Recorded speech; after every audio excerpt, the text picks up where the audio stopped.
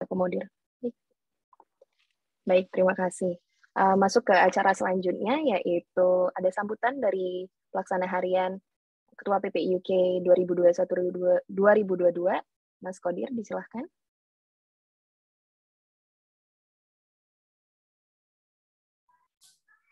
Terima kasih. Selamat malam waktu Indonesia, selamat siang waktu UK. Assalamualaikum warahmatullahi wabarakatuh. Salam sejahtera bagi kita semua. Om Swastiastu, Namo Buddhaya. Pertama-tama saya ucapkan terima kasih kepada Pak KM, perwakilan dari KBRI London, selaku Aktifbud KBRI, dan para pembicara Pak Purwadi dan Pak Surambo yang pada malam ini hadir dalam diskusi terkait industri kelapa sawit di Indonesia. Pada kesempatan malam ini waktu Indonesia, kami teman-teman di UK berharap mendapatkan cara perspektif yang beragam ya terkait bagaimana persoalan dinamika industri kelapa sawit di Indonesia dimaknai secara holistik ya. Ada beragam pendapat, ada beragam analisis ataupun baik secara akademik ataupun dalam kebijakan yang saat ini terkadang masih dalam perspektif akademik atau teman-teman mahasiswa ini belum memiliki titik temu. Nah, harapannya ada beberapa hal pada diskusi malam ini kami yang hadir di sini dan seluruh teman-teman yang mengikuti seminar ini mendapatkan perspektif yang cukup luas ya terkait dinamika, tantangan, persoalan sawit di Indonesia. Mungkin itu dari saya, Mbak Finan. Saya kembalikan kepada moderator. Terima kasih.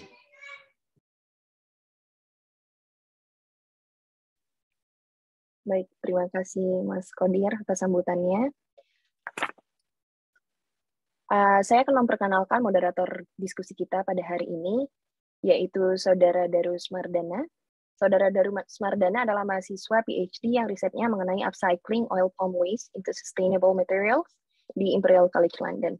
Langsung saja saya berikan waktu dan tempat kepada moderator kita, Mas Daru, disilakan. Assalamualaikum warahmatullahi wabarakatuh. Selamat siang waktu Indonesia, selamat malam waktu selamat siang waktu UK. Selamat malam waktu Indonesia. Terima kasih Mbak Pinan atas kesempatannya. Jadi langsung saja kita akan masuk ke aturannya untuk ada berisik ya. Langsung aja untuk aturannya untuk diskusi kali ini. Jadi tentang temanya adalah ada apa dengan industri kelapa sawit Indonesia.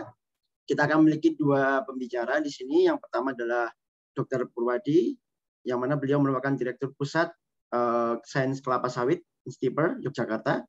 Beliau juga merupakan Rektor Instiper sampai tahun 2019. Lalu beliau juga merupakan Dewan Pakar Asosiasi Petani Kelapa Sawit Indonesia. Lalu beliau akan melakukan paparan mengenai tentang overview world and Indonesia palm oil business and industry, atau mungkin geopolitik komoditas sawit, selama 20 menit. Lalu yang kedua adalah pembicara kita adalah Bapak Ahmad Surambo. Beliau merupakan Deputi Direktur Perkumpulan Sawit Watch. Beliau juga salah satu penulis posisi perempuan dalam industri perkebunan kelapa sawit dan beberapa buku lainnya. Beliau juga melakukan paparan mengenai update dan kedepannya bagaimana industri kelapa sawit di Indonesia selama 20 menit setelah Dr. Purwadi. Jadi kita langsung saja untuk mengenai alasannya mengapa ada apa dengan kelapa sawit ini kita gagas, karena kita tahu bahwa Indonesia merupakan salah satu supplier palm oil atau minyak kelapa sawit terbesar, crude palm oil terbesar di dunia, yang mana menurut USDA atau United States Reports itu dari kita itu bisa memproduksi sekitar 44.500 metric ton palm oil setiap di tahun 2021. Dan hal ini juga sebenarnya kalau misalnya banyak orang yang against palm oil dan mempermasalahkan bahwa palm oil itu tidak ramah lingkungan dan lain-lain, sebenarnya palm oil menurut WWF atau WWF, palm oil sendiri sangatlah penting karena palm oil merupakan atau kelapa sawit ini bisa produksi minyak yang paling efektif dibandingkan produksi-produksi vegetable oil lainnya seperti coconut oil dan juga sunflower. Karena di minyak kelapa sawit sendiri kita bisa produksi minyak sebesar 3,3 ton per hektar. Sedangkan vegetable crops oil lainnya mereka cuma bisa memproduksi sekitar 0,7 ton per hektar, oil per ton per hektar.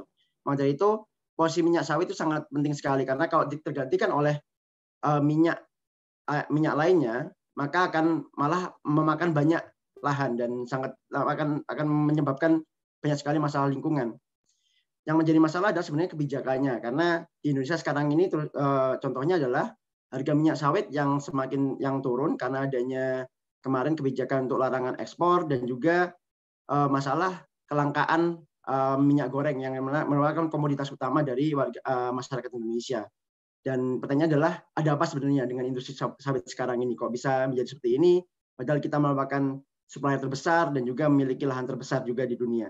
Maka dari itu langsung aja saya undang untuk yang menjadi pembicara pertama adalah Dr. Perwadi, silakan.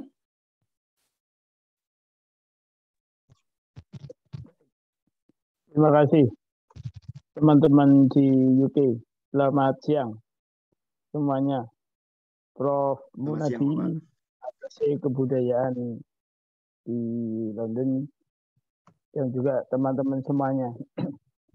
Tentu senang kami diundang untuk sharing mengenai perkelasawitan, karena kebetulan sawit itu sebuah komoditas yang sangat seksi. Dengan seksi tidak hanya untuk Indonesia, tapi seksi untuk dunia. Baik, izinkan saya untuk share screen.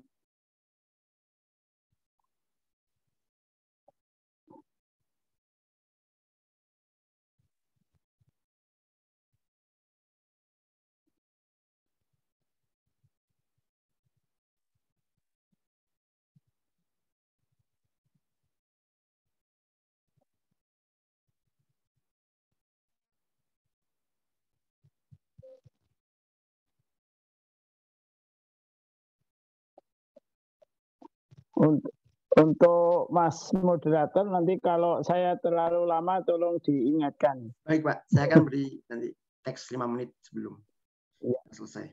Baik, sawit itu seksi untuk dunia juga seksi Indonesia. Tapi para pelaku dan bangsa Indonesia menyatakan bahwa sawit itu anugerah Tuhan. Anugerah Tuhan, sumber kemakmuran bangsa Indonesia. Kita bisa melihat sebetulnya sawit itu saat ini menjadi produk global. Sebagai produk komoditas global, tentu akan mengikuti kaidah-kaidah bisnis global. Dan tentu saja ini juga menjadi concern dan juga perhatian bagi Indonesia, karena kita juga perlu mengikuti perkembangan bisnis global ini, baik prospek maupun isu-isu yang berkembang. Saya akan mencoba memperlihatkan bagaimana sawit itu punya peran di dunia. Gambaran ini bisa dilihatkan bahwa ini tahun 2019, 2020, 2021 sebenarnya juga belum berubah jauh. Kita melihat bahwa kontribusi sawit untuk minyak nabati dari luas panennya itu hanya 6,5%. Yang banyak itu adalah kedelai dan rapeseed 34%, 39%. Jadi hanya 6,5%. Namun kontribusinya terhadap produksi itu 31,9%. Nah, dari ini tadi pernyataannya bagaimana mungkin bahwa kita pasti sangat efisien di dalam produksi sawit untuk sumbangan di minyak nabati ini. Kalau kita lihat kontribusi vegetable oil ini, kan penghasil terbesar sawit itu Indonesia. Itu berkontribusi 58%. Sedangkan minyak kedelai itu Brasil. hanya 34,5%. Rapeseed itu EU 14,7%, dan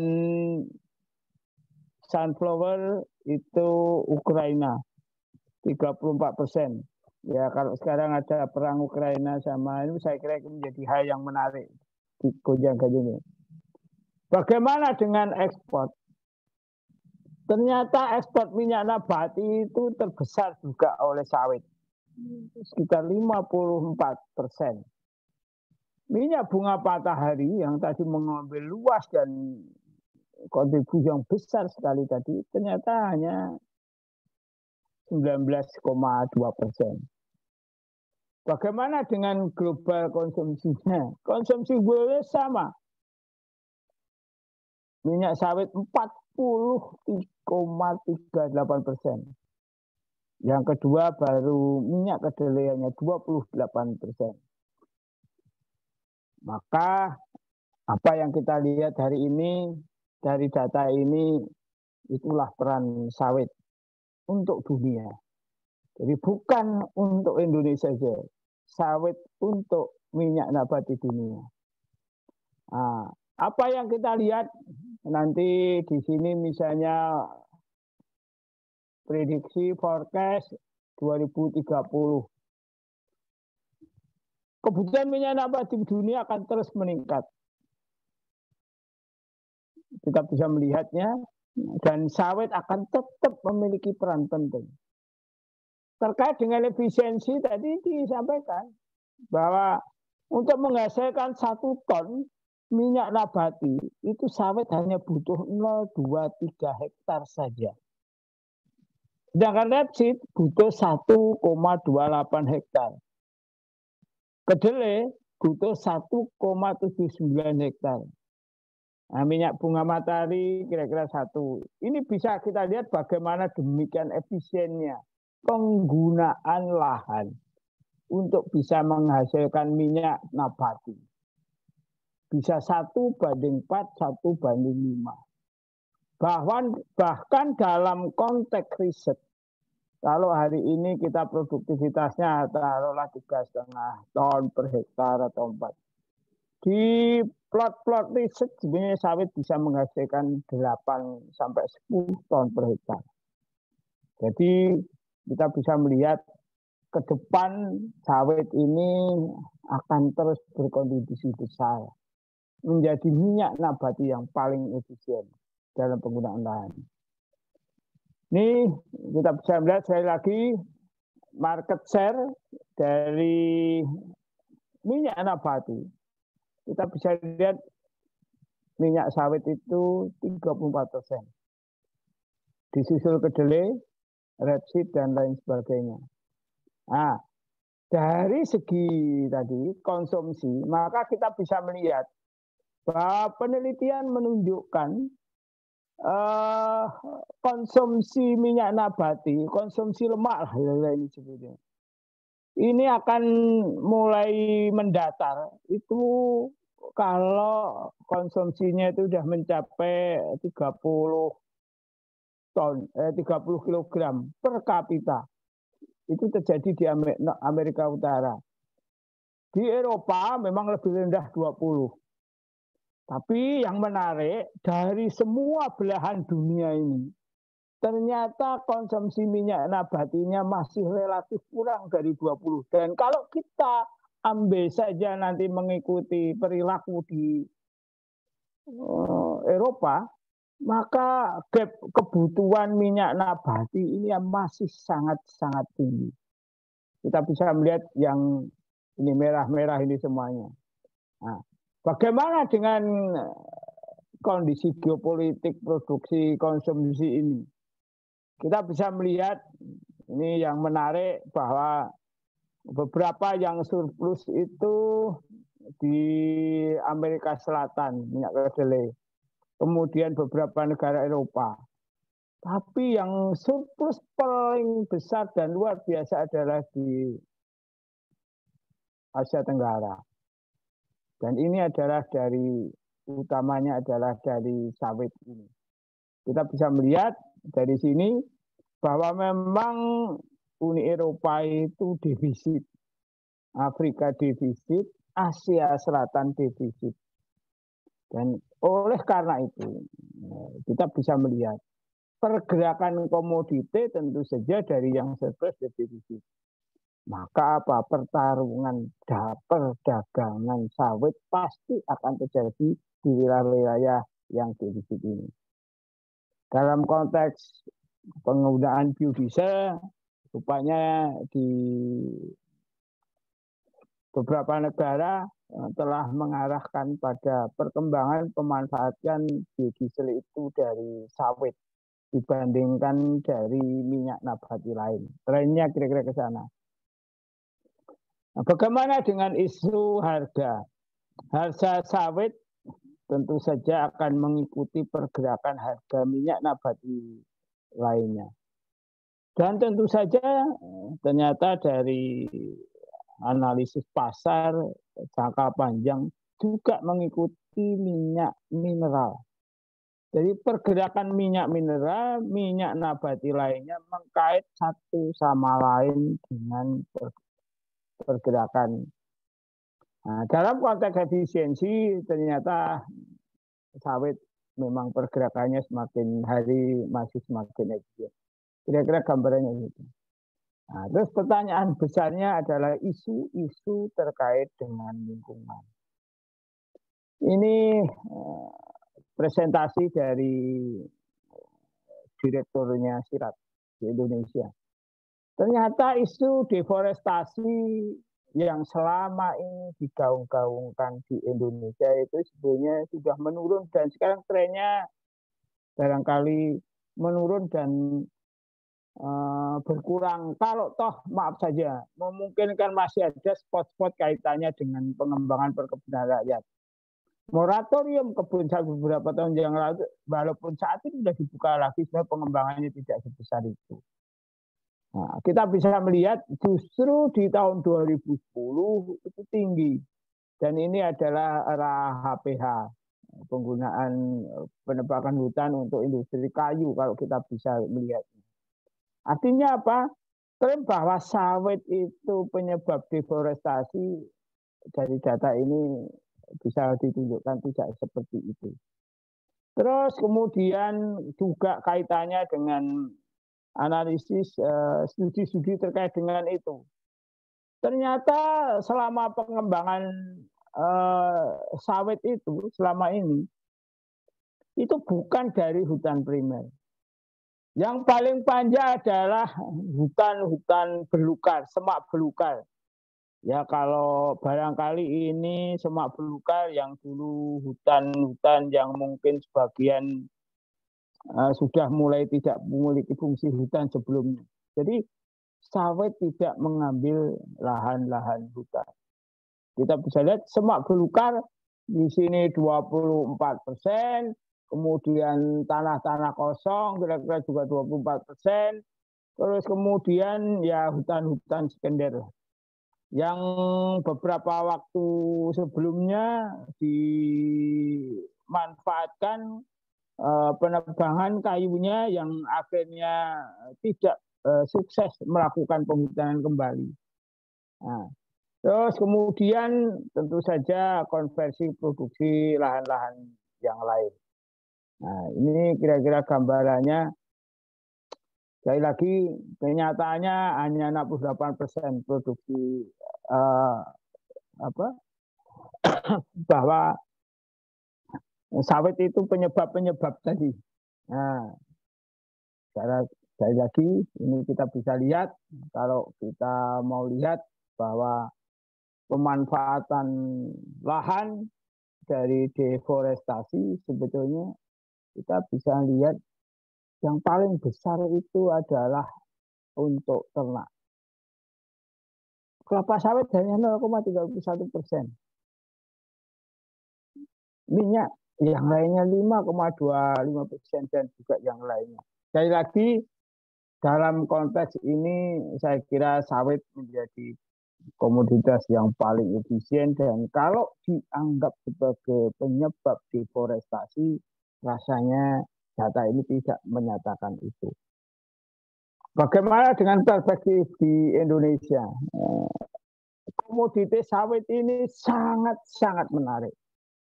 Karena apa? Perkembangan perkebunan rakyat itu juga mengikutinya sangat-sangat cepat. Tidak ada komoditi perkebunan di Indonesia yang perkembangannya lebih sangat pesat seperti ini. Apalagi sawit itu memiliki karakter khas. Seperti hanya 3 komoditi yang karakternya mirip sawit itu. Yaitu tebu, sawit, kemudian teh. Yang membutuhkan teknologi atau pabrikasi industri big scale untuk efisiensinya. Dan oleh karena itu memiliki ketergantungan antara farm dengan pabriknya. Tapi ternyata pada kasus sawit ini sangat-sangat luar biasa. Kita bisa lihat palok pada awan sawit itu ditanam oleh perusahaan negara atau juga perusahaan swasta. Di dalam perkembangannya perkembangannya sangat cepat di perusahaan swasta itu juga diikuti oleh rakyat. Jadi sawit rakyat sekarang sudah menempati kira-kira 43% lah, 57% dari perusahaan. Saya kira ini angka yang luar biasa. Komposisinya bahwa sawit pun menjadi sumber kesejahteraan masyarakatnya. Oke, saya kira bagaimana dengan perkembangan ekspor dan sebagainya, kita bisa lihat konsumsi dalam negeri kita itu sebetulnya hanya 35%. Hampir 65% itu untuk ekspor. Kalau nanti dipikir lagi kaitannya dengan kebutuhan minyak nabati, minyak goreng, itu sebenarnya hanya 5% barangkali. Terus kalau minyak goreng murah, lebih kecil lagi. Jadi kalau sekarang terjadi ribut-ribut kaitannya minyak goreng, sebenarnya menjadi hal yang sedikit lucu. Bagaimana dengan produksi ekspor kita, produksi seluruhnya? Kita bisa melihat bahwa produksi yang besar, pemerintah juga mencoba untuk melakukan peningkatan konsumsi di dalam negeri. Caranya apa? Kita campurlah itu biodiesel, jadi B10, B20, dan seterusnya nanti barangkali menjadi B30. Kita bisa melihat perkembangannya konsumsi biodiesel naik terus sampai 2 kali lipat dibandingkan 5 tahun yang lalu. Terus olikomika, jadi terus kemudian untuk pangan kita bisa melihat angka-angkanya. Saya tidak perlu menyebutkan, nanti ini sudah saya kirim materinya, angka-angkanya bisa dilihat. Ya, kira-kira perkembangannya sekali lagi demikian pesatnya, dan kalau kita lihat market share Indonesia, kira-kira angkanya adalah seperti ini, di mana Indonesia memiliki peran hampir 60% terkait ekspor sawit di dunia itu. Teman-teman juga kita lihat bagaimana ekspor produk minyak sawit ini. Ternyata yang paling banyak adalah sudah refine. Jadi kalau orang berpikir bahwa ekspor kita itu bahan baku saja, CPO, saya kira tidak tepat. Angka ini menunjukkan tidak seperti itu. CPO hanya beberapa ton, bahkan terakhir hanya 2,4 ton. Refine-nya sampai itu tidak sampai 10% lah kira-kira. 7% barangkali. Ini menunjukkan bahwa hilirisasi sawit itu berjalan. Dan ini menjadi menarik. Sekali lagi, negara mana saja ekspor sawit di Indonesia ke negara mana saja kita bisa melihat. EU dengan 27 negara itu kira-kira pertumbuhannya bahkan di 2000 minus ini kira-kira. Angka-angkanya ada semuanya. Di sini nanti silahkan dicermati. Terkait dengan neraca sawit,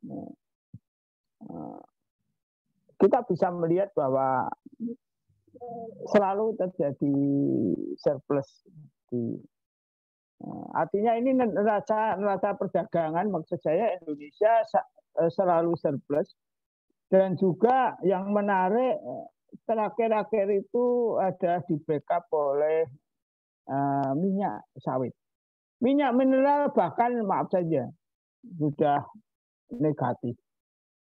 Jadi minyak sawit telah mengambil peran di dalam neraca perdagangan kita, balance payment kita itu, kira-kira begitu. Nah, oke, bagaimana dengan karakter industri sawit sendiri? Kita bisa melihat ini poin industrinya. Intinya kalau kita melakukan studi mengenai terkait dengan sawit, sawit adalah minyak nabati yang memiliki industri turunan paling banyak dan tidak bisa dilawan oleh minyak nabati lain. Nah, kira-kira begitu. Nah, yang menarik sekali lagi, sayangnya sekali lagi ini saya kira tantangan bagi teman-teman yang sekarang silakan melakukan studi di luar negeri, bahwa nilai tambah sawit itu yang besar itu di grade 5 lah, kelas 5. Jadi kalau kita bisa tingkatannya itu 1 CPO, terus dia bisa refine dan sebagainya, itu tingkat teknologi, tingkat industrinya itu nilai tambahnya ada di belakang yang paling banyak. Dan kita selama ini memang masih di level 1, 2, 3 ini. Nah, tantangannya bagi teman-teman yang sekarang meneliti itu bagaimana membuat sawit kita itu nanti bisa jadi produk industri di level industri 4, 5, dan seterusnya. Dan ini menjadi sangat luar biasa. Karena kalau mau jujur, di level-level ini kita masih belum menguasainya. Kita masih membutuhkan riset inovasi untuk pengembangan itu. Oke, terkait dengan perkembangan ini, profil industri sawit kita itu. Kalau kita lihat rantai pasoknya, di industri bibit dan agrokimia ini skalanya biasanya besar, pupuk dan sebagainya. Sedangkan kalau perkebunan, kita bisa memisahkan. Perkebunan rakyat yang luasnya 2-10 hektar, tapi ada yang memiliki 20-200 hektar. Dan kalau mau jujur, sawit salah satu komoditas yang mampu mengangkat keragaan petani di Indonesia dari petani pendapatan rendah menjadi petani pendapatan kelas menengah. Di Indonesia itu hanya 2 komoditi yang bisa mengangkat keragaan petani dengan pendapatan menengah itu, sawit dan tebu. Tapi sawit memiliki karakter yang lebih bagus dibandingkan tebu. Kemudian perusahaan-perusahaan perkebunan, sebenarnya skala bisnisnya itu antara 6.000 10.000. Tapi dalam konteks pemilihan korporasi, maka pemilikannya kita bisa melihat datanya, ada yang sampai 300, 200, 100, mungkin ada yang bisa mencapai 500 ribu hektar. Nah, ini menjadi hal yang sekarang menarik untuk jadi perhatian. Kemudian di setiap unit pengolahan itu biasanya kalau perusahaan besar dengan tata kelola 6.000 sampai 10.000 hektar itu membutuhkan pabrik dengan kapasitas 30 sampai 60 ton per jam. Tapi saat ini sedang diupayakan dikembangkan apa yang disebut dengan pabrik mini. Ya kira-kira 500 sampai 1.000 kilogram, 5,5 sampai 1 ton. Dan ini menjadi tantangan besar karena tentu efisiensi industri dengan skala yang kecil tidak sebagus dengan yang besar. Ini butuh terobosan teknologi. Barangkali teman-teman nanti bisa melakukan seperti ini juga. Bagaimana dengan refinery? Refinery ini secara karakter memang harus besar. Kapasitasnya 1.000 sampai 2.500 ton per hari. Anda bisa bayangkan. Kalau kecil ya sekali lagi mengikuti pabrik mini nanti kira-kira mengarah ke situ, walaupun sekarang modelnya belum dapat lah kira-kira begitu. Tapi secara umum refinery itu industri hilir setelah CPO itu karakternya memang harus sangat-sangat besar. Nah, inilah munculnya isu kartel, konglomerasi dan sebagainya. Sebetulnya karena kondisinya juga seperti ini strukturnya. Bagaimana dengan industri hilir selanjutnya setelah refine? Ya sama ini skala besar dan tentu saja akan dikuasai oleh perusahaan-perusahaan multinasional, termasuk nanti industri hilirnya. Hilir untuk penggunaan bahan baku bagi produk-produk harian yang luar biasa. Dan pada saatnya mereka akan menghadapi pada konsumen. Artinya dari sini sebenarnya kita bisa melihat siapa yang akan menguasai rantai pasok ini. Dan mereka memiliki peluang kartel. Tapi ini bukannya di sawit, di komoditi lain kecenderungan juga seperti ini sebetulnya. Oke, kalau kita lihat dari struktur pasarnya, sekali lagi, di agrokimia dengan pekebun itu akan muncul pasar oligopoli. Petani, pekebun akan manut saja, nerima saja harga yang dijual oleh pabrik pupuk dan sebagainya. Yang menarik, petani perkebunan di farm ini dengan pabrik PKS, ini oligopoli. Artinya apa? Petani tidak memiliki daya tawar yang cukup terhadap PKS-nya. Dari kondisi ini maka sudah jelas kalau hari ini petani kita sengsara karena kebijakan-kebijakan. Karena sebenarnya petani kita itu terjepit dari dua pasar yang mereka tidak bisa berputus. Di Mei dengan refinery, ini kebetulan beberapa perusahaan perkebunan itu memiliki refinery sendiri. Dan tentu saja kalau itu yang terjadi ya tentu tinggal rundingan bilateral monopoli barangkali kira-kira begitu. Atau kalau tidak ada yang tidak memiliki refinery ya mungkin sebenarnya juga ngikut saja pada industri refinery ini.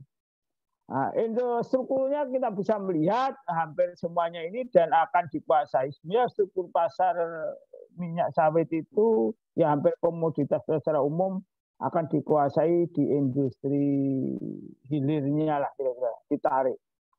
Terlepas dari itu semua yang jelas dari struktur ini petani itu menjadi pihak yang akan sangat rentan terhadap bisnis global industri kelapa sawit.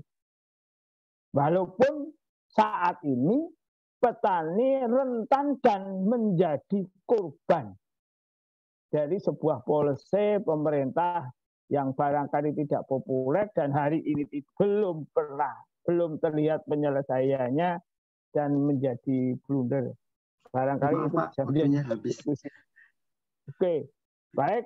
Terakhir, kalau kita ditanya bagaimana peran sawit, tadi sumber kemakmuran, ya sawit memiliki peran terhadap SDGs. Dari 17 kita bisa kontribusi 14. Yang sudah pasti, yang disetujui, disepakati paling tidak 89. Artinya apa? Sawit telah memiliki kontribusi terhadap SDGs ini. Dan kalau mau jujur dilihat dari kontribusi SDGs, sawit dibandingkan tanaman lain Anda bisa lihat. Di SDGs 1, palm oil. 6, palm oil. Di 12, nomor 2. Di 2, palm oil. Jadi angka-angka ini Anda bisa melihat bahwa ternyata sawit memang di dalam perannya kontribusi untuk SDGs.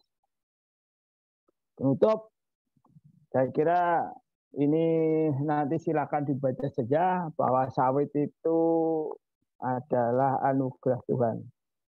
Sumber kemakmuran bangsa Indonesia.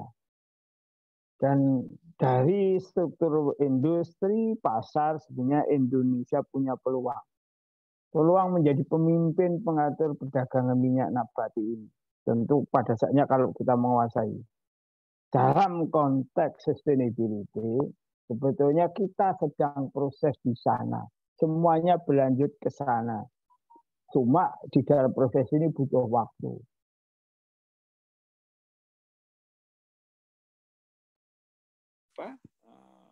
Lingkungan dengan negara maju, saya kira yang dibutuhkan adalah bagaimana mempercepat transisi untuk menjadi lebih baik. Terima kasih. Saya kira ini yang dapat kami sampaikan di dalam sharing session pada kesempatan ini. Terima kasih. Saya kembalikan ke moderator. Terima kasih Pak Wardi atas paparannya, luar biasa sekali. Jadi bukti ya bahwa kelapa sawit itu merupakan sumber kemakmuran dan anugerah dari Tuhan. Yang mana produk turunannya juga banyak sekali. Saya rasa memang tidak cuma dari minyak nabati itu sendiri, tapi juga dari pohonnya dan juga berapa limbahnya juga bisa dimanfaatkan itu juga. Oke, langsung saja ke pembicara berikutnya, Bapak Ahmad Surambo. Kami beri waktu 20 menit. Sudah siap, Bapak? Siap, Mas Daru. Oke, siap. Terima kasih. Selamat malam waktu Jakarta, Mas Daru. Iya, selamat malam, Pak. Selamat siang di sini, Pak. Jadi, siang ya di situ ya? Iya, siang. Si jam 2 kurang sekarang. Oke, jadi kami beri waktu 20 menit, Pak, untuk paparannya. Oke, silakan. Bisa dimulai. Ya. Makasih, Mas Daru. Assalamualaikum warahmatullahi wabarakatuh.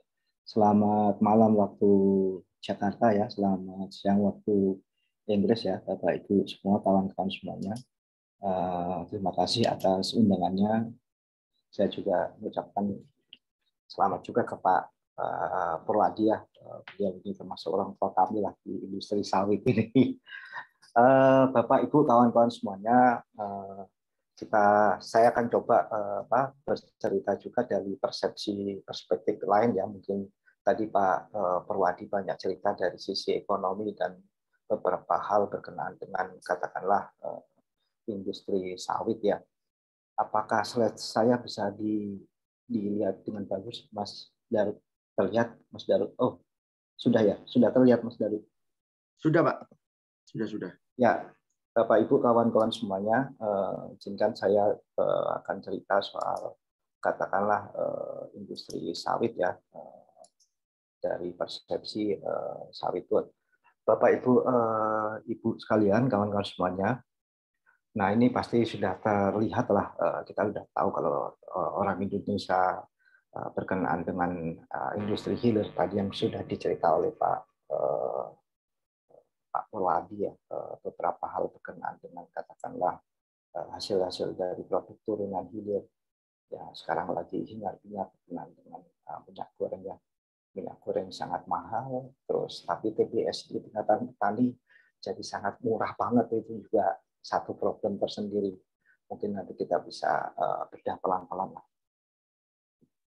Nah, Bapak Ibu sekalian, kalau kita lihat sebenarnya yang dicerita oleh Pak Purwadi itu, kalau ringkasnya itu seperti ini. Jadi rantai industri kelapa sawit di Indonesia itu ada investor, terus plantation company, refining, manufacturing, terakhir di retailing. Kalau mungkin ke Eropa itu bisa dilihat mungkin ada investasi dari beberapa bank, terus mungkin investasinya ke beberapa grup perusahaan besar, ada Sinarmas, Cargill, Raja Garuda Mas, dan macam-macam.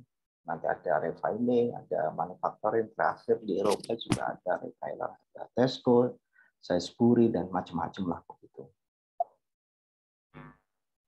Nah, kalau kita lihat Bapak Ibu sekalian, sebenarnya apa yang dibutuhkan oleh kebun sawit?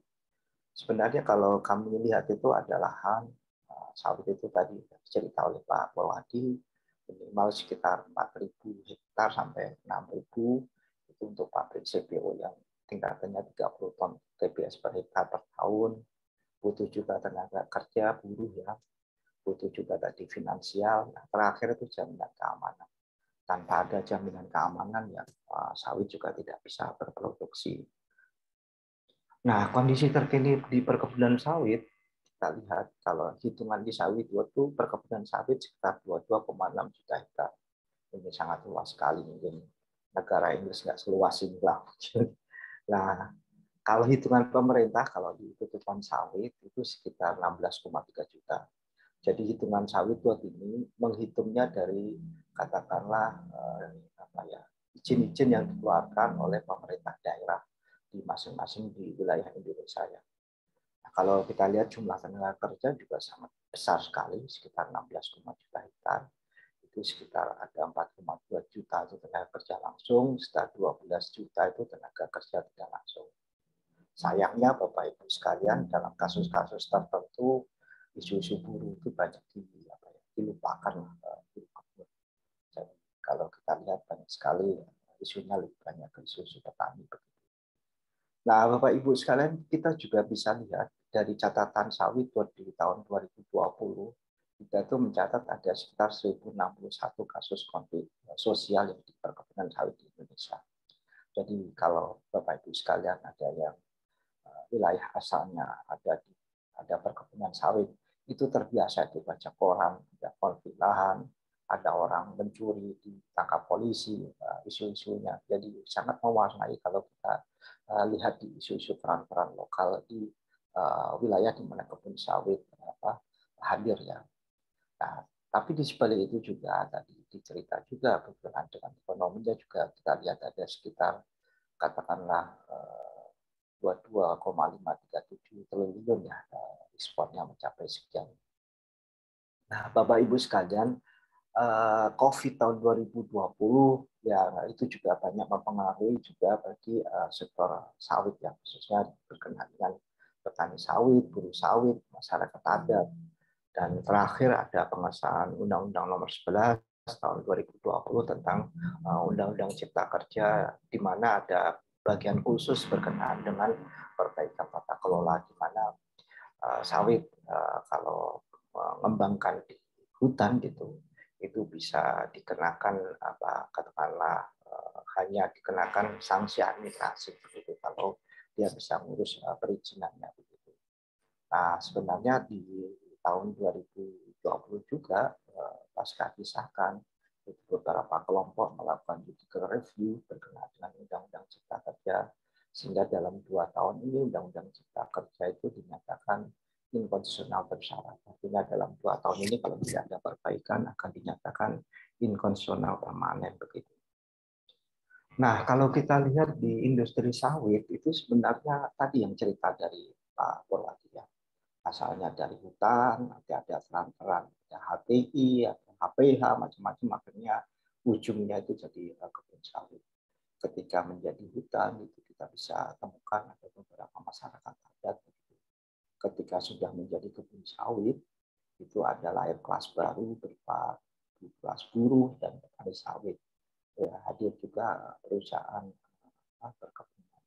Sehingga kalau kita lihat sebenarnya diakui tidak diakui, memang kebun sawit kita hadir itu awalnya memang dari hutan, walaupun memang dalam kerangka tertentu tadi ada debat apakah ini deforestasi atau bukan. Itu juga soal definisi yang kadang berbeda ya antara pemerintah Indonesia dengan pihak di luar kita begitu. Nah, kalau kita bicara dampak di perkebunan, tadi Pak Purwadi sudah cerita banyak dari sisi-sisi ekonominya yang sangat menguntungkan. Mungkin dari perspektif yang lain kita bisa lihat sebenarnya di sosial budaya itu jelas ada banyak sekali konflik masyarakat adat dengan atau lokal dengan perusahaan ini. Karena apa? Karena memang dalam kerangka tertentu pemerintah Indonesia itu belum mempunyai mekanisme yang pas.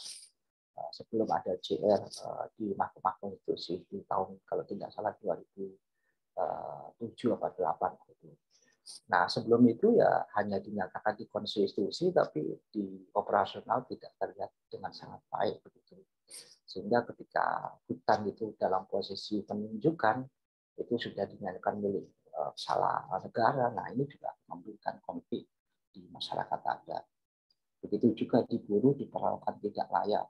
Bapak Ibu sekalian, jamak terjadi kita lihat buruh-buruh kita itu bekerja tanpa kontrak. Jadi memang namanya buruh harian lepas BHL. Mereka bekerja tanpa kontrak, sehingga kalau ada terjadi suatu kecelakaan, terjadi keributan, terjadi perselisihan, itu juga tidak bisa dipegang begitu. Apa yang bisa jadi pegangan begitu. Nah, juga karena ada perubahan-perubahan bentang alam, itu terjadi berbagai kearifan lokal itu kadang tergerus. Jadi kalau kita lihat banyak sungai-sungai kecil hilang, sungai-sungai kualitas menurun begitu, sehingga itu juga akan membuat kerangka-kerangka tertentu dalam sosial budaya itu meluruh atau hilang begitu. Dari sisi ekonomi juga ada persaingan antar komoditas, harga tanah buah segar tidak adil ya. Sampai saat ini juga kita lihat harganya sekitar 700-800 yang biasanya di atas 1.600-an begitu. Juga di lingkungan kita bisa lihat ada limbah pabrik, hilang sumber-sumber air, kebakaran asap, kebakaran hutan dan lahan. Walaupun memang di pemerintah 3 tahun terakhir ini, terakhir 2015-16 itu terjadi agak besar. Pasca itu juga karena pemerintah memang bersama banyak pihak juga merasa kita harus menyelesaikan ini ya. Kebakaran hutan dan lahan agak menurun memang sekarang begitu. Hilangnya keanekaragaman hayati. Nah, Bapak Ibu sekalian, kalau kita lihat dalam skema buruh, tadi sudah banyak cerita Pak Pur dengan petani. Saya coba lihat dari skema buruh, ini yang sebenarnya banyak kita bisa lihat ya. Jadi buruh itu kalau di perusahaan itu ada namanya buruh kerja langsung, ini biasanya yang karyawan kontrak begitu, atau karyawan buruh tetap begitu. Ada juga buruh kemitraan, ini yang biasanya bermitra dengan beberapa petani.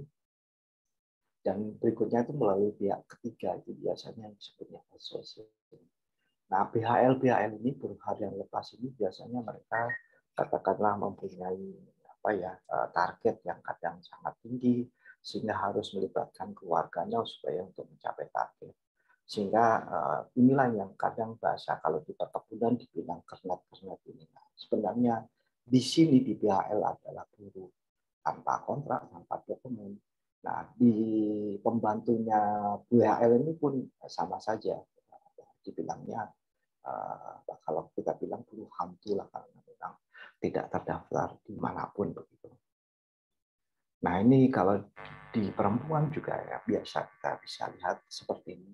Saya harus buat bahwa kalau yang gambar di bawah ini memang jarang kita bisa lihat secara secara gampang, memang harus masuk ke dalam begitu. Itu biasa, jadi ada buruh perempuan mengasuh anaknya begitu. Nah, memang ada problem untuk katakanlah bagaimana kalau memang keluarganya itu memang tidak ada pengasuh atau memang macam-macam sebenarnya yang memang buruh di perempuan itu rentan ya dalam rangka riset kita ini di tahun 2008 begitu.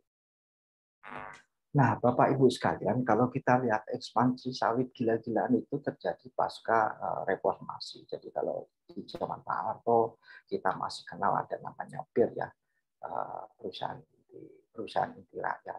Itu masih mensyaratkan proporsi antara petani sawit dan intinya, plasma dan intinya itu sekitar 60 untuk petani, plasmanya 40 untuk intinya, itu biasanya 60-40. Nah, di zaman reformasi itu malah kebalik, menjadi 20 untuk petaninya, 80 untuk intinya.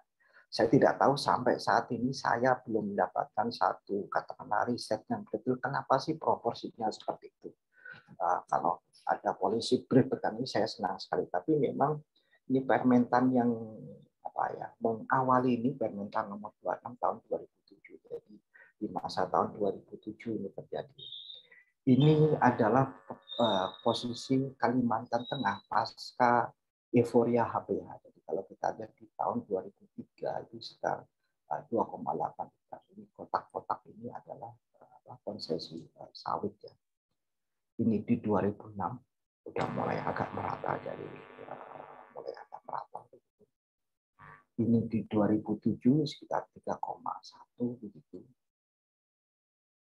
ini di 2008 sudah hampir rata. Mungkin hanya wilayah yang di atas saja yang mungkin kurang banyak ya, karena memang kalau wilayah atas kebanyakan yang kami lihat itu konsesi tambang. Sehingga kalau kita lihat Bapak Ibu sekalian, di Kalteng itu perkebunan sawit itu sekitar 3,8 juta hektar, di mana proporsi untuk petani saya lihat kurang dari 10%. Kurang dari 10% itu memang kebun sawit di sana, memang basisnya banyak kan perusahaan-perusahaan besar. Nah, ini masyarakat yang tinggal di sana itu kami lihat, kami overlay itu kebanyakan memang di wilayah-wilayah yang kampungnya itu kampung lama, jadi di sekitar dekat dengan sungai. Jadi Bapak Ibu sekalian, kalau kita berjalan dari sungai itu katakanlah 10 kilo atau 5 kilo itu pasti ketemu konsesi. Kalau tidak konsesi sawit ya konsesi tambang begitu. Nah, saya sebenarnya kalau ditanya kebijakan ke depan, memang sebaiknya memang kita memperpanjang moratorium sawit. Kenapa? Karena memang masih banyak sekali hal-hal PR yang belum kita selesaikan. Impres nomor 8 tahun 2018 tentang moratorium sawit sampai saat ini kita belum tahu apa hasilnya ya. Selain cuma tutupan sawit 16,3 juta hektar. Nah, selain itu kita tidak tahu berkenaan dengan apakah peningkatan produktivitas itu benar-benar naik dari berapa ke berapa. Itu sampai sekarang kita tidak tahu. Berkenaan PSR, kenapa sangat rendah sekali? PSR itu adalah salah satu program BPDKS, di mana untuk replanting ini sangat rendah sekali. Dananya kalau kita bandingkan dengan dana untuk katakanlah untuk biodiesel itu seperti bumi dan langit lah. Menurut saya ini penting, moratorium ini perlu, ini moratorium untuk izin perusahaan sawit ya, supaya banyak hal bisa kita kerjakan lebih bagus begitu. Nah juga kalau menurut saya selain itu juga moratorium perlu memasukkan aktor buruh tani, karena kita lihat angkanya sangat tinggi sekali, sekitar ya 4 juta jiwa ya sampai saat ini. Itu buruh ini sepertinya tidak terlalu diperhatikan oleh pemerintah. Karena kalau kita datang ke pemerintah lokal, kadang-kala yang buruh ini bukan bagian tugas dari Ditjen Perkebunan, karena memang masuknya di Kementerian Tenaga Kerja. Nah, ini juga menurut saya penting, koordinasinya penting untuk dilakukan begitu. Sehingga dalam rangka ini saya berharapnya memang sawit kita bisa merajai dengan isu-isu berkenaan berkelanjutan. Isu berkelanjutan Bapak Ibu kawan-kawan semuanya itu bukan isu luar ya. Kalau Anda baca di konstitusi kita di pasal 33 ayat 4 itu kita temukan itu kata berkelanjutan. Sehingga wajar kalau pemerintah kita juga punya rencana aksi sawit berkelanjutan ya. Yang saat ini sedang kita juga termasuk di bagian di mana bersama pemerintah lokal itu mencoba untuk menurunkan dalam bentuk kebijakan-kebijakan rencana aksi di daerah. Mungkin itu saja Mas Daru, supaya saya lebih senang kita bisa berdiskusi. Terima kasih, selamat malam. Terima kasih Pak Surambo. Jadi ya kurang lebih ya, kalau dari saya lihat dari paparannya Pak Surambo, jadi lebih kayak tata kelola sawit di Indonesia itu harus diperbaiki agar banyak terserap lah, terutama CPO kita. Dan tata kelola tersebut nggak cuma perizinan aja. Yang paling utama itu salah satunya adalah tentang pekerja, hak asasi manusianya di situ yang paling diperhatikan juga, karena contoh kasusnya kayak kita juga di ban kan sama EU di tahun 2020 itu penggunaan minyak sawit untuk jadi biodiesel atau energi. Itu salah satunya karena tata kelola juga yang jadi masalah untuk mereka, terutama masalah penggundulan hutannya. Jadi itu paparan dari dua pemateri kita. Jika ada pertanyaan, saya beri waktu untuk sesi pertama 3 penanya. Silakan langsung raise hand. Baik, langsung Mas Ilham Ramdlani. Silakan unmute dan sebutkan dari asalnya dari mana dan bertanya ke siapa. Atau mungkin ke dua pemateri juga boleh. Silakan Mas. Oh iya. Baik, terima kasih atas kesempatannya Pak Daru. Bisa terdengar ya Pak suara saya Pak? Bisa. Oke. Perkenalkan, saya Ilham. Saat ini saya bekerja di multinational company yang bergerak di bidang pengolahan kelapa sawit, Pak. Oke. Jadi di sini saya ada beberapa pertanyaan mengenai CPO ini, kelapa sawit ini, Pak. Yang pertama, seperti yang telah kita ketahui bersama, kemarin kan sempat ada regulasi bahwa stop ekspor itu, Pak, ya, untuk memenuhi kebutuhan supply di Indonesia. Dan untuk saat ini kan mulai perlahan-lahan ekspor tersebut sudah mulai dibuka. Nah, pertanyaan saya di sini, untuk harga jual ekspor minyak sawit ini untuk saat ini dibandingkan dengan dulu itu apakah sama atau naik, Pak? Karena kan seperti yang disebutkan oleh Pak Daru tadi, untuk demand-nya dari palm oil ini cukup tinggi, Pak. Mengingat sumber dari vegetable oil yang lainnya itu mengalami penurunan kapasitas produksi karena beberapa hal. Jadi untuk harganya itu bagaimana, Pak? Apakah ada perbedaan? Kemudian untuk ke depan tuh apakah palm oil ini akan terus naik harganya? Kemudian pertanyaan kedua terkait dengan sustainable dari perusahaan sawit di Indonesia nih, Pak. Kalau saya baca dari ISPO atau Indonesia Sustainable Palm Oil ini menyebutkan bahwa industri sawit ini kan salah satu penyebab terbanyak penyebab global warming gitu, Pak. Kemudian kalau saya browsing lagi dari Badan Perkebunan Kelapa Sawit itu menyebutkan bahwa di sini di Indonesia ini hanya terdapat 35% industri kelapa sawit yang sudah tersertifikasi ISPO. Nah, pertanyaan saya di sini, agar dapat tersertifikasi ISPO ini yang mana menunjukkan industri ini sustainable itu ditinjau dari perkebunannya saja atau juga proses produksinya juga, Pak. Jadi produksinya pengolahan CPO ke produk jadi itu termasuk ditinjau juga atau enggak, Pak?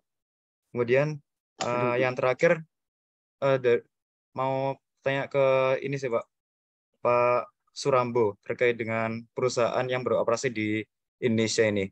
Jadi seperti yang disinggung sedikit tadi oleh Pak Surambo, kebanyakan perusahaan yang beroperasi di Indonesia ini kan rata-rata dari multinational company ya, yang notabene bukan milik Indonesia. Nah, sementara kalau saya browsing itu di Indonesia itu cuman punya ID Food atau holding company yang bergerak di bidang pangan, yang mana dia perusahaan induknya adalah RNI, Raja Wali Nusantara Indonesia.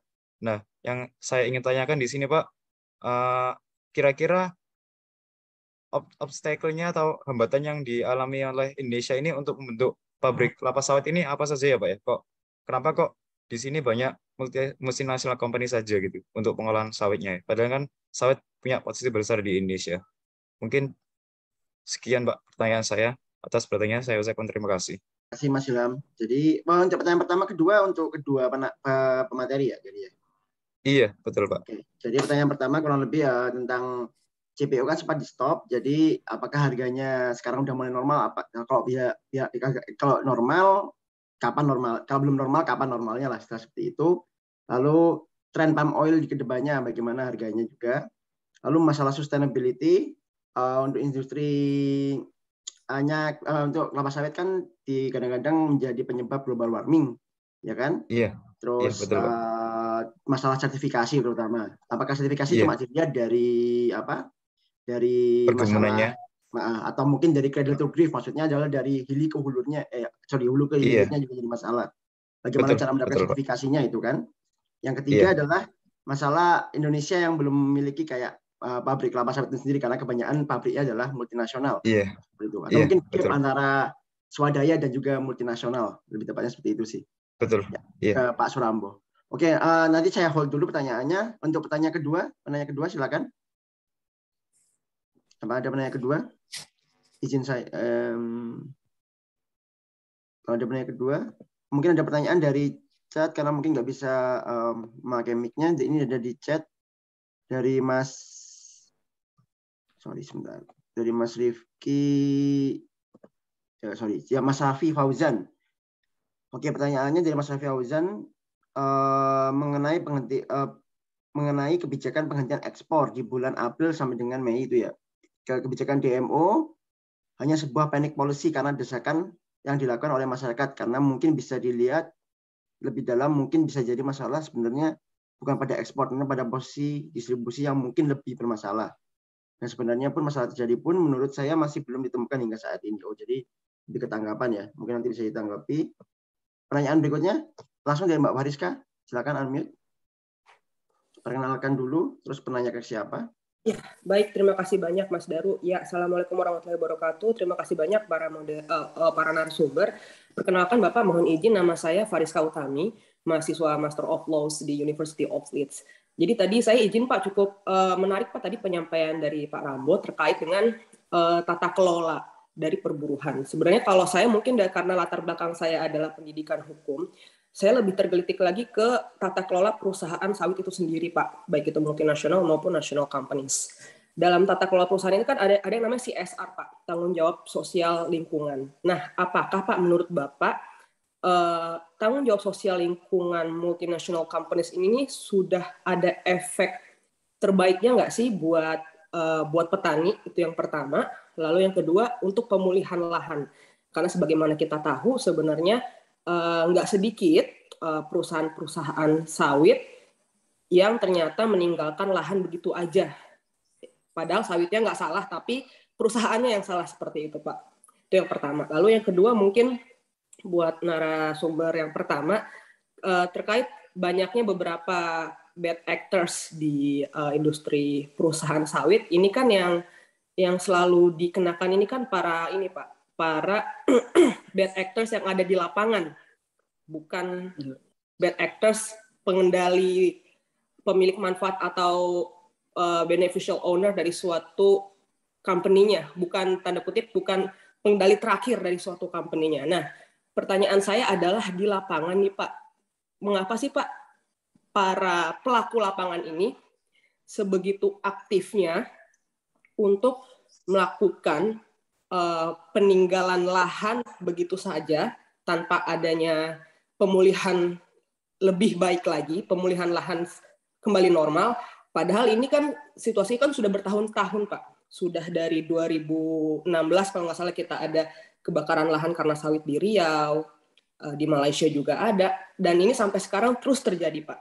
Yang saya bingung ini kenapa nggak ada efek jera daripada pelaku lapangan yang mana mereka ini juga sebenarnya bukan the true controller dari sebuah multinational companies. Terima kasih banyak Bapak, Mas Daru. Ya. Terima kasih Mbak Fariska. Jadi itu ada 3 penanya. Jadi yang pertanyaan Mbak Fariska itu yang pertama untuk Pak Rambo mengenai masalah CSR, tanggung jawab multinasional terhadap buruh, apakah sudah menguntungkan, lebih tepatnya seperti itu kan. Lalu masalah pemulihan lahan juga. Lalu untuk Pak Purwadi pertanyaannya adalah mengenai bad actors-nya. Kenapa nggak dikasih efek jera gitu? Padahal dia cuma meninggalkan lahan dengan mudahnya setelah melakukan istilahnya pengosongan lahan, lalu pembakaran misalnya, dengan mudah meninggalkan. Kenapa nggak ada efek jera di situ? Seperti itu. Dan jadi berulang-ulang ya. Oke, terima kasih. Mungkin langsung aja untuk pertanyaannya dijawab dari pertanyaan Mas Ilham tadi. Silakan Pak Purwadi mengenai masalah CPO di stop tadi itu. Baik, terima kasih.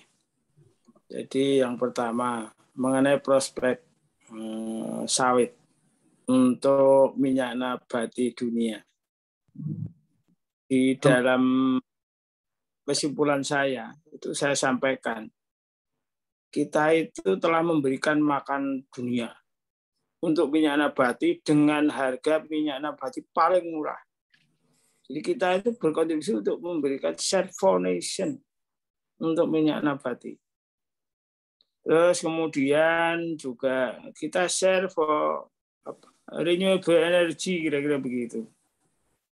Ini luar biasa. Artinya kebutuhannya akan terus meningkat. Yang menarik begini, ada 2 alasan. Kenapa sawit itu menjadi komoditi yang luar biasa. Satu, bahwa efisiensi, efektivitas penggunaan lahan sangat tinggi. Kedua, tidak ada komoditi minyak nabati lain yang penggunaannya industri hilirnya itu paling banyak. Kedelai, jagung, minyak bunga matahari ya paling kan untuk food sama energi renewable lah, biodiesel lah kira-kira begitu. Tapi oleh chemical yang kita bisa lihat bahwa tadi disampaikan Pak Surambo bagaimana minyak sawit itu hidup di dalam, maksudnya dipakai dalam kehidupan sehari-hari. 24 jam apa yang kita pakai itu ada kandungan minyak sawitnya. Nah, itu yang tidak dimiliki oleh komoditas lain. Artinya apa? Sawit memiliki potensi besar sumber kemakmuran Indonesia, bangsa kita. Bahwa komoditi itu trennya naik turun itu ya biasalah seperti komoditas lain. Karena apa?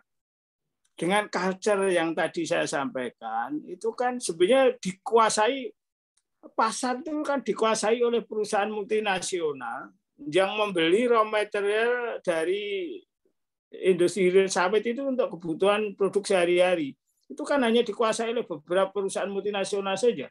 Industri kebutuhan harian itu. Refinery yang demikian gede, oleochemical juga dikuasai. Nah, kira-kira begitu. Ini pasar ini saja yang sebetulnya ya. Nah, apakah harganya akan terus naik? Hari ini seperti apa? Hari ini harganya sangat bagus. Bahkan harga tertinggi beberapa waktu terakhir dibandingkan beberapa tahun yang lalu bisa 2-3 kali lipat. Nah, apalagi ada defisit minyak nabati dunia, apalagi ada perang di Ukraina. Ini membuat minyak sawit yang dulu diprediksi harganya akan mulai menurun di pertengahan tahun, barangkali tidak terjadi. Ini harga masih akan naik karena minyak nabati, minyak rapeseed dari Ukraina belum juga akan keluar lah kira-kira begitu. Ini menarik. Harga diprediksi akan tetap stabil tinggi, dan kalau tak turun pun sebenarnya efisiensi kita masih luar biasa.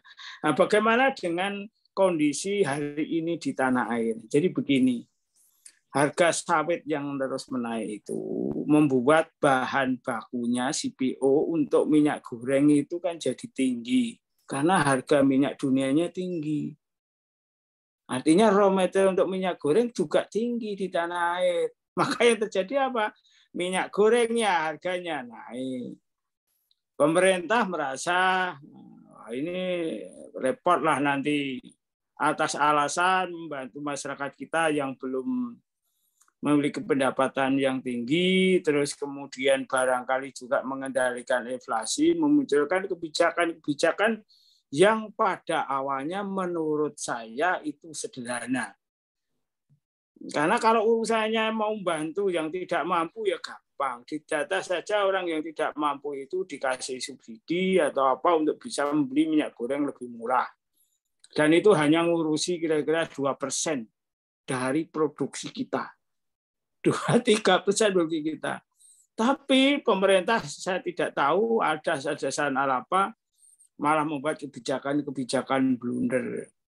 Dan saya yakinnya dan semua pakar barangkali sependapat bahwa blunder kebijakan sawit ini menjadi catatan sejarah kelam bagi industri sawit. Dan tanda petik kita itu punya produksi ekspor besar, kaya, tapi justru membuat blunder dia sendiri. Yang paling mengecewakan adalah korbanan terakhirnya adalah petani. Dan saya yakin catatan kekacauan industri sawit ini akan menjadi catatan petani, catatan buruk petani akan ada di memori itu bisa sampai 10-20 tahun ke depan. Barangkali mungkin saya masih sehat atau tidak, tapi Anda bisa lihat nanti yang muda-muda ini. Ini akan jadi memori, catatan buruk. Ya, catatan buruk bagi petani, kira-kira begitu. Kira-kira begitu. Kaitannya dengan sustainability. Sustainability tentu pada saatnya akan mengacu pada semua sistem rantai pasok dari hulu sampai hilir.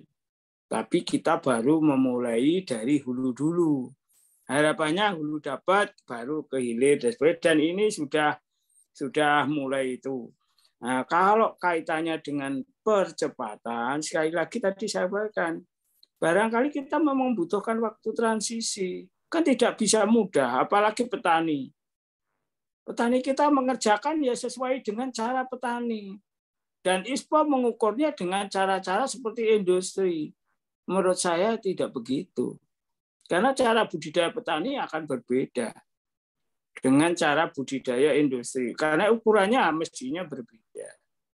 Terus kalau orang mengukurnya basisnya teori, ya itu bullshit lah. Itu omong kosong, itu cari-cari saja. Petani ya petani gitu loh. Pertanyaan saya satu, emangnya ada komoditi lain yang lebih baik dari sawit untuk petani Indonesia? Ayo kita tantang-tantangan lah, itu suruh ngukur itu. Jadi supaya ini bukan karena saya Dewan Pakarnya Asosiasi Petani, itu fakta semuanya gitu sih. Nah, termasuk ini maaf saja Pak Surambo, ada kasus buruh dan sebagainya. Mana ada industri yang tidak ada kasusnya? Eropa itu apa Amerika dulu membuat kebun-kebun itu juga banyak kasusnya juga gitu loh. Tapi yang penting kita berusaha untuk memperbaiki. Jadi misalnya saja kasus buruh perempuan, kasus anak, saya pastikan perusahaan-perusahaan besar tidak terjadi seperti yang besar gede-gede beneran maksud saya. Tapi kan perusahaan besar itu kan ada yang punya taruhlah grup besar X, Y, Z yang ratusan ribu. Emangnya kalau dia melakukan itu enak? Enggak, dia demikian kena menjadi ATM itu. Kebakaran apa itu jangan dipikir perusahaan-perusahaan itu suka kalau kebakaran. Karena demikian kena kebakaran. Kosnya kelihatan itu. Bahwa ada kasus kebakaran di kebun-kebun yang kecil, maaf saja yang tata kelolanya tidak terlalu besar atau ada murah hasad, ya di mana-mana ini industri sangat besar dari Sabang sampai Merauke, ada kebun sawitnya semuanya, ya ada percik-percik. Menurut saya itu hal yang perlu harus terus kita dalami. Terus kemudian kan tidak banyak orang luar negeri kita tahu industri sawit itu seperti apa. Coba saja sawit misalnya ada lahan gambut di Indonesia gitu. Emangnya ada yang bisa menyelesaikan lahan gambut dengan gampangnya kayak lahan mineral? Enggak juga, karena itu yang kita butuhkan.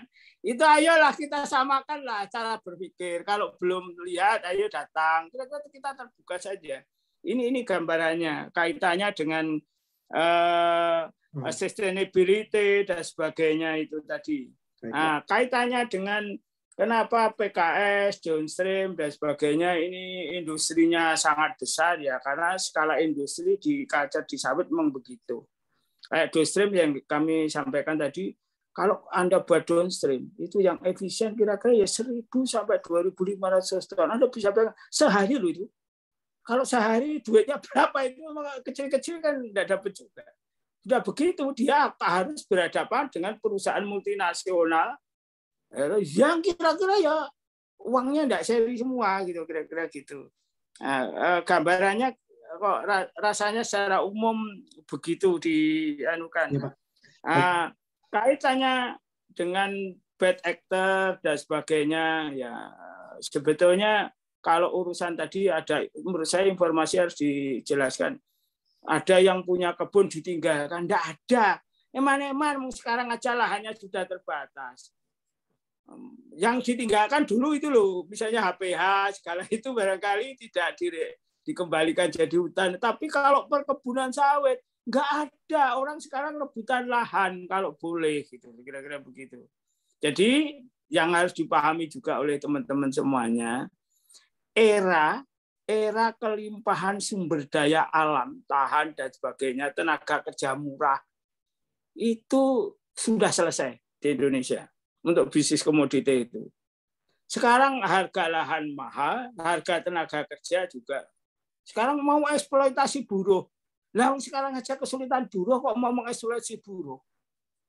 Ya bahwa ada kasus 1, 2, ya ayo kita kawal, kita perbaiki. Tapi kalau kita menyatakan bahwa buruh sawit semuanya tereflasi, menurut saya ini bias besar.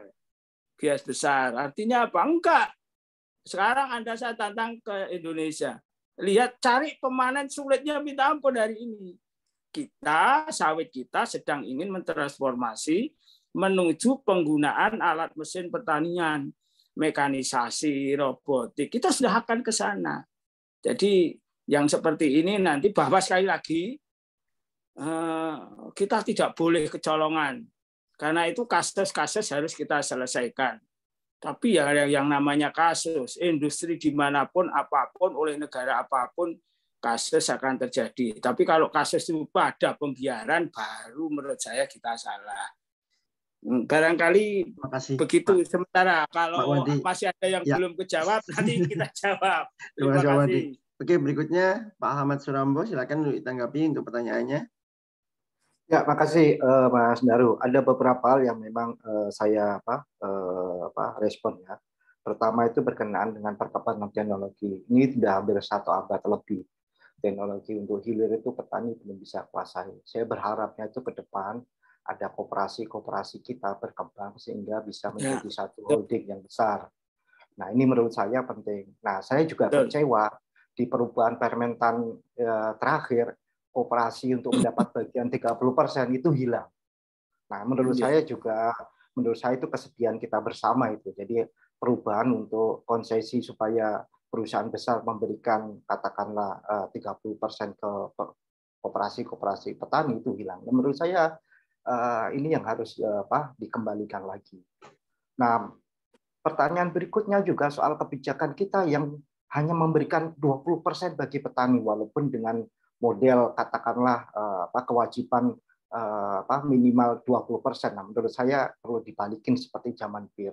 Menurut saya di era zaman Orde Baru tidak semua jelek, ada juga yang baik menurut saya.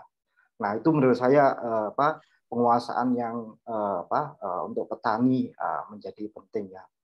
Nah, hal lain menurut saya inilah yang menjadi hambatan kenapa di industri pengolahan di petani juga nggak berkembang, karena memang dalam kerangka penyadaran pengembangan petani itu hanya dipandang sebagai petani kecil gitu. Saya bayangkan konsep korporasi petani itu penting untuk kita perdalam sehingga ke depan tuh petani benar-benar bisa menjadi wirausahanya itu jalan begitu. Nah, berkenaan CSR memang saya lihat Bapak Ibu kawan-kawan semuanya ini belum terprogram dengan baik ya, dalam artian tersistemati. Jadi yang terjadi itu CSR itu hanya seperti kayak katakanlah sumbangan-sumbangan ya. Jadi katakanlah kalau masyarakat butuh pembangunan untuk masjid, perbaikan jalan. Jadi belum dalam kerangka untuk bagaimana dikembangkan dalam kerangka pembangunan yang terintegrasi. Contoh bagaimana CSR itu bisa masuk kalau kerangkanya desa bisa membantu dalam kerangka rencana pembangunan jangka panjang desa. Itu kan ada RPJMDes dan macam-macam. Menurut saya kalau CSR bisa menjadi salah satu kontribusi terhadap itu juga bagus. Benar yang dibilang Pak Purwadi berkenaan lahan itu jarang ditinggal, tapi memang ada masalah-masalah berkenaan dengan kebakaran-kebakaran hutan di wilayah-wilayah gambut. Siapa yang bertanggung jawab itu yang sebenarnya ini masalah hukum yang memang harus dicari siapa yang salah, siapa yang harus menanggung. Nah, ini juga banyak kita tahu ada kebakaran di tahun 2015 sampai saat ini juga belum banyak bisa direstorasi ya karena memang kerangka hukumnya belum selesai waktu itu juga menurut saya penting untuk dilihat. Nah, saya bayangkan memang Bapak Ibu kawan-kawan semuanya berkenaan dengan minyak goreng itu juga menurut saya dalam rangka tata kelola itu pas apa yang dibilang oleh Pak Luhut, harus ada audit dan itu juga menurut saya penting. Audit itu bukan hanya berkenaan dengan perizinan tapi juga sampai ke siapa yang memilikinya. Sehingga kalau saya lihat memang sampai ke siapa yang mengambil untung tadi yang Bu Francisca bilang itu. Sehingga dalam kerangka ini pemerintah Indonesia harus bisa melihat ke depan itu minyak goreng itu benar-benar bisa tersedia secara gampang. Nah, ini yang menurut saya bagaimana mekanisme dan caranya itu menjadi penting. Kami dalam kerangka ini setuju pemerintah harus bisa membuat janji dia harus terpenuhi bahwa pemerintah mau menyediakan minyak goreng seharga katakanlah 14.000 per liter. Karena apa? Karena Dengan 14.000 per liter itu juga akan membantu banyak pihak. Nah, sampai saat ini kalau kita datang ke tempat-tempat penjualan yang di tingkatan lapang, itu belum bisa mencapai. Kebanyakan masih di atas 14.000 begitu. Nah, kerangka ini juga menurut saya akan membuat masyarakat Indonesia menjadi sangat terbantu lah begitu. Nah, terakhir menurut saya, Bapak Ibu sekalian, kenapa kami menyampaikan banyak masalah atau kasus? Karena kami itu bukan berarti anti sawit.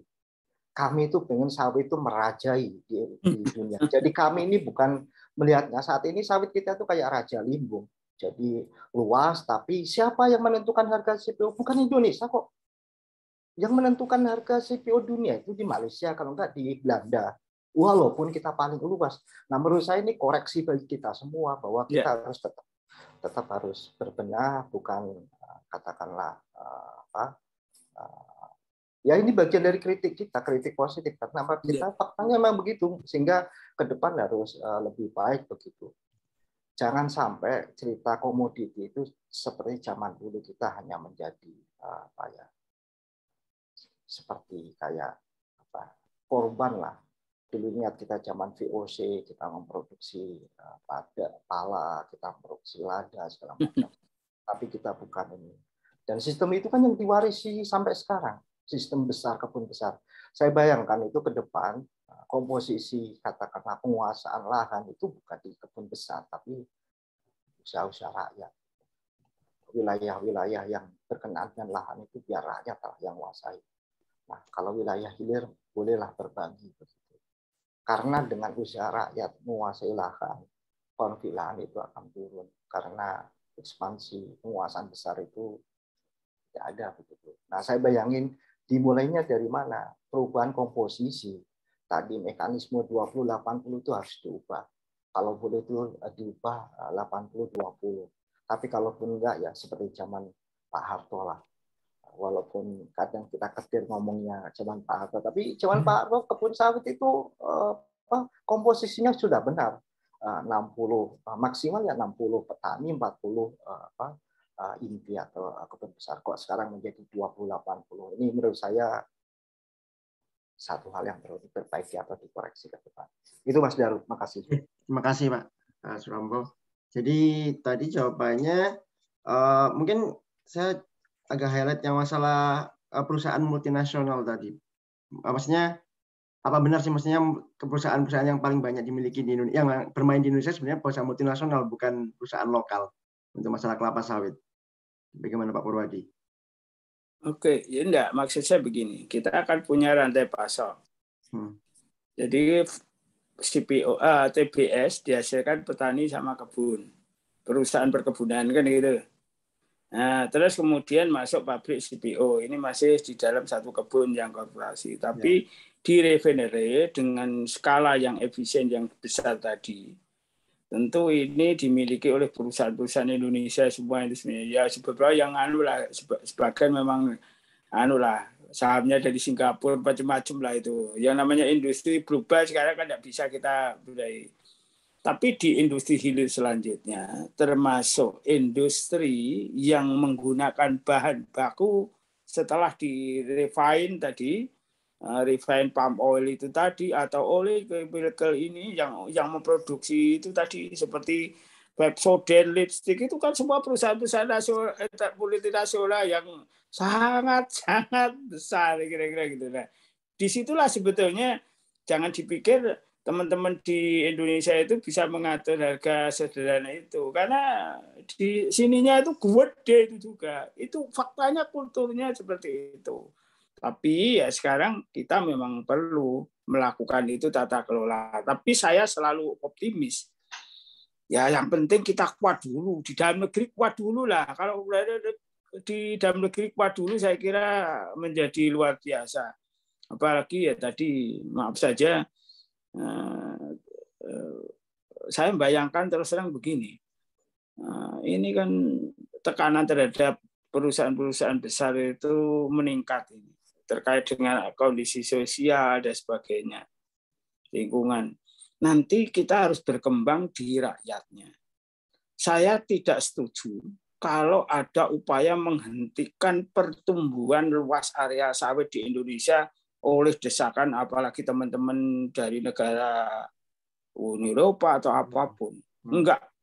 Itu sumber daya kita dan itu bisa mensejahterakan. Cuma sekali lagi, saya membayangkan, ini kan 43 sampai apa itu 57 gitu loh.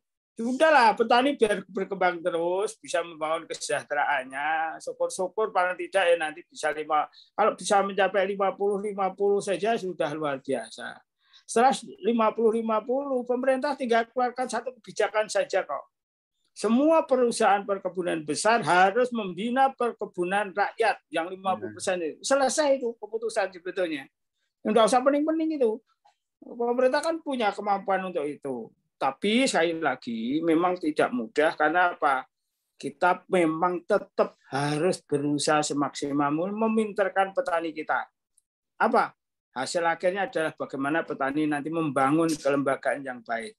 Hari ini kelemahan terbesar di Indonesia, khususnya di perkebunan rakyat, kita tidak memiliki data. Data saja tidak punya, apalagi membangun kelembagaan. Kemitraan itu hanya akan bisa setara kalau dengan perusahaan, kalau petani itu kuat dan memiliki kelembagaan. Nah, daftarnya aja tidak ada. Karena itu pembenahan di sektor pertanian rakyat menurut saya pada saatnya harus menjadi prioritas pemerintah. Jadi maaf saja kalau seperti sekarang kesan loh ini. Namanya kesannya itu pemerintah itu mau menghajar korporasi itu tidak sesederhana yang dibayangkan itu. Konsentrasi aja lah, kita bangun rakyat kita yang demikian memperoleh kesejahteraan dari ini menjadi sangat luar biasa. Ada satu yang saya lupa tadi yang mengenai CSR, CSP. Ini juga saya perlu menyadarkan pada teman-teman di sana. Jadi CSR itu kan charity lah, kelas 1, kelas 2. Pertanyaan saya, adakah komoditi lain yang memberikan CSR kira-kira data tinggi? Sebenarnya bagi perusahaan yang sudah terintegrasi itu kemitraan, plasma peer, itu tingkatannya sudah 3 tingkatan CSR, itu CSV. Creating share value, sudah mengaitkan masyarakat dengan supply chain di industrinya. Pertanyaannya ada di perkebunan di tempat lain? Nggak ada itu adanya sebagian besar ada di Indonesia.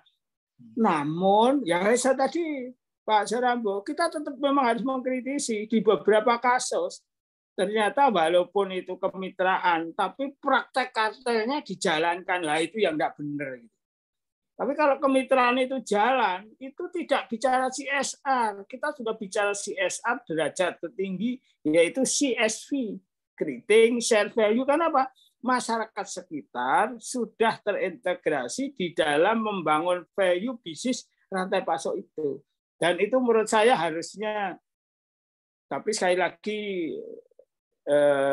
bahkan tadi saya setuju, kita harus berbenah itu. Terkait dengan kemitraan dan sebagainya itu harus benar dan itu urusan kita dan harus menjadi kesadaran kita bersama lah kira-kira begitu. Terima kasih. Saya kira itu gambaran. Ya, terima kasih atas diskusinya. Jadi mungkin karena waktunya terbatas sekali, saya mohon maaf sudah mau hampir selesai. Tapi kurang lebih saya bisa simpulkan beberapa poin dari diskusi ini. Yang pertama adalah tadi itu bahwa kelapa sawit merupakan salah satu tanaman yang paling efisien untuk produksi minyak nabati terutama dibandingkan dengan tanaman-tanaman lainnya.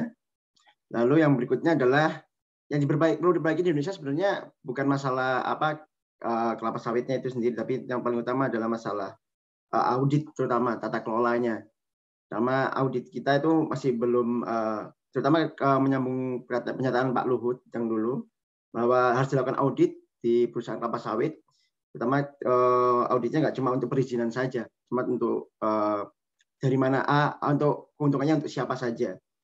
Lalu untuk harga CPO yang naik, yang turun sekarang ini bisa akan menjadi naik nantinya karena terutama mengenai perang di Ukraina Rusia yang bisa jadi opportunity untuk kita untuk menjual kelapa sawit di dunia juga.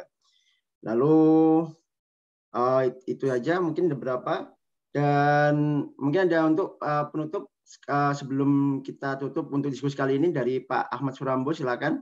Lalu kemudian Pak Purwadi. Terima kasih Mas Daru. Jadi memang saya dalam kata penutup tuh bagaimana sebenarnya moratorium sawit tetap dilanjutkan. Moratorium dalam artian untuk perizinan kebun besar ya, bukan berarti rakyat ya. Untuk rakyat masih silakan untuk mengembangkan kebun sawit. Karena kalau ini ada keadilan untuk keseimbangan komoditas, biar semua tidak untuk sawit begitu. Nah, dalam kerangka yang lain menurut saya penting menurunkan rencana aksi nasional sawit berkelanjutan di daerah-daerah. Karena dengan cara ini, kata berkelanjutan yang menjadi, katakanlah, amanat di konstitusi kita bisa elaborasi ke depannya. Dan dalam kerangka ini juga saya membayangkan Indonesia harus menjadikan kerangka komoditas-komoditas berkelanjutan itu bukan hanya dalam kerangka kebijakan, tapi sudah dalam praktek. Industri sawit harus tumbuh untuk kesejahteraan bersama. Paling itu saja. Makasih. Terima kasih Pak Surambo. Berikutnya Pak Purwadi, silakan untuk kalimat penutupnya. Terima kasih. Jadi seperti pembukaan saya, sawit itu anugerah Tuhan bagi Indonesia. Kita bisa lihat kesejahteraan masyarakat petani kita di sawit relatif lebih baik dibandingkan komoditi lain. Peran pembangunan daerah, pembangunan nasional, ekspor, pokoknya taruhlah kalau ukurannya sekarang orang berdiskusi itu bicara SDGs, saya kira tidak ada yang bisa melawan sawit lah, kira-kira begitu prestasinya. Namun dan oleh karena itu, mari sawit kita jaga. Dan mari kita sawit jaga ini terus terang saja. Kita perlu menaruh perhatian besar kepada pekebun rakyat. Karena dari struktur industrinya, pekebun rakyat itu yang paling rentan terhadap dampak-dampak jelek. Fluktuasi harga, fluktuasi iklim, risiko itu tumplek-blek nanti di belakang itu kalau efek domino kebijakan itu terakhir pasti petani. Dan ini perlu menjadi perhatian pemerintah, bahwa pemerintah mau berbenah di tata kelola besar, ya silahkan. Karena yang besar itu biasanya tidak bisa diatur-atur dengan kekuasaan. Kekuasaan itu temporer kok. Presiden, menteri itu kan hanya berapa tahun. Nanti setelah mau kampanye lupa lagi kalau sudah cari-cari pembiayaan segala itu. Tapi yang rakyat, ayo kita fokus, kita bangun, jangan kita tinggalkan dan jadikan seperti hari ini menjadi korban. Bagaimana mungkin harga sawit luar biasa, mestinya kalau ini dibiarkan petani bisa dapat 3.000, 3.500, bahkan 5.000 harga TBS, kita justru tersiksa dengan harga yang cuma 800, 700. Dan lucunya ini bukan karena kondisi luar negeri, tapi ini kondisi policy internal Indonesia. Payah kita ini kalau yang lihat itu kira-kira gitu. Saya sudah tulis berapapun ya enggak tahu itu, enggak pernah didengar. Saya kira terima kasih. Ini mohon maaf kalau agak saya tuh Pak Surambo, karena aliran saya mitra Instiper itu adalah perusahaan-perusahaan besar. Tapi concern kami adalah bagaimana membantu petani kecil. Gitu. Terima kasih. Terima kasih Pak Purwadi. Sebenarnya concern dari Pak Purwadi dan Pak Surambo sebenarnya sama. Intinya bagaimana cara memakmurkan petani di petani sawit ini kan. Maksudnya kita ini sebagai pemilik lahan terbesar, pemain terbesar, tapi jangan sampai kita yang malah tersiksa kayak permainan harga dan lain-lain. Harusnya kita yang memimpin gitu, terutama di kedepannya kan, karena kita yang paling besar memiliki lahan dan juga pemainnya gitu. Oke, jadi sekian untuk diskusi kita kali ini. Terima kasih untuk kedua bicara Pak Purwadi dan Pak Surambo sudah meluangkan waktunya untuk berdiskusi dengan kita hari ini. Terima kasih buat teman-teman PPI UK dan juga peserta. dari manapun, dari Indonesia dan dari UK juga. Masih sudah menyempatkan waktunya. Terima kasih untuk hadir, dan juga silakan untuk PPI Talk berikutnya kita akan nanti share lagi di media sosial kita, dan juga selamat siang dan selamat malam di Indonesia. Terima kasih Mas Moderator. Jadi mungkin saya ambil lagi sebentar dulu ya. Kita kepada narasumber juga terima kasih Bapak Purwadi dan Bapak Ahmad Surambo. Ya, jadi mungkin saya izin untuk ambil dokumentasi dulu ya Bapak-bapak ya. Ini kita akan saya akomodir langsung, jadi mungkin bisa berkenan untuk mengaktifkan kamera dulu para peserta. Nggak bisa semuanya gitu, Mbak. Nggak bisa semuanya. Kalau dari layar saya ini bisa dalam satu layar kita langsung screenshot satu. Baik, udah ya. Langsung saya screenshot ya. 1, 2, oh belum, masih ada yang aktif.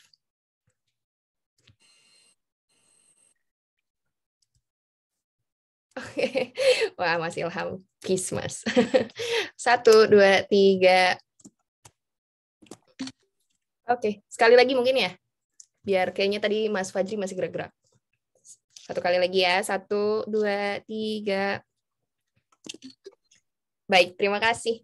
Jadi sekian diskusi kita pada hari ini. Saya selaku Master of Ceremony juga memohon maaf apabila ada kata yang kurang berkenan.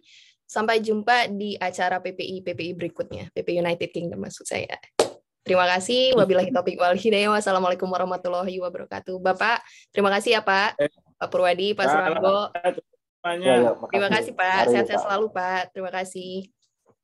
Saya izin leave meeting. Oh ya, for all. Thank you.